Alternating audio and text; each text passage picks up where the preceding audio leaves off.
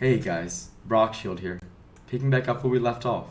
The Holy Bible, King James Version, the fifth book of Moses called Deuteronomy, chapter 15. At the end of every 7 years thou shalt make a release, and this is the manner of the release. Every creditor that lendeth aught unto his neighbor shall release it.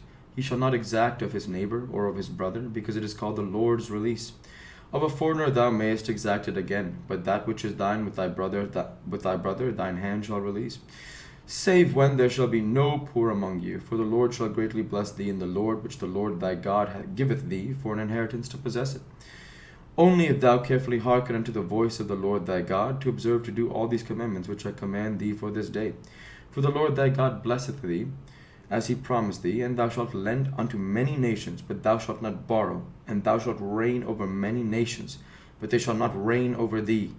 If there be among you a poor man of one of thy brethren with any of thy gates in thy land which the Lord thy God giveth thee, thou shalt not harden thine heart, nor shut thine hand from thy poor brother, but thou shalt open thine hand wide unto him, and shalt surely lend him sufficient for his need, and that which he wanteth.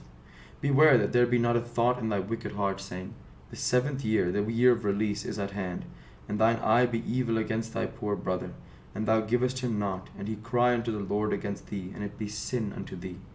Thou shalt surely give him, and thine heart shall not be grieved when thou givest unto him, because that for this thing which the Lord thy God shall bless thee in all thy works, and in all that thou puttest thine hand unto. For the poor shall never cease out of the land, therefore I command thee, saying, Thou shalt open thine hand wide unto thy brother, to thy poor, and to thy needy in thy land. And if thy brother, an Hebrew man or an Hebrew woman, be sold unto thee, and serve thee 6 years, then in the 7th year thou shalt let him go free from thee. And when thou sendest him out free from thee, thou shalt not let him go away empty. Thou shalt furnish him liberally out of thy flock, and out of thy floor, and out of thy winepress, of that wherewith the Lord thy God hath blessed thee, thou shalt give unto him. And thou shalt remember that thou wast a bondman in the land of Egypt, for the Lord thy God redeemed thee. Therefore I command thee this thing today. And it shall be, if he say unto thee, I will not go away from thee, because he loveth thee, and thine house, because he is well with thee, then thou shalt take an awl, and thrust it through his ear unto the door, and he shall be thy servant forever. And all unto thy maidservant thou shalt not do likewise. It shall not seem hard unto thee, when thou sendest him away from thee, for he hath been worth a double hired servant to thee, in serving thee 6 years. And the Lord thy God shall bless thee in all that thou doest. All the firstling males that come out of the herd and of thy flock thou shalt sanctify unto the Lord thy God.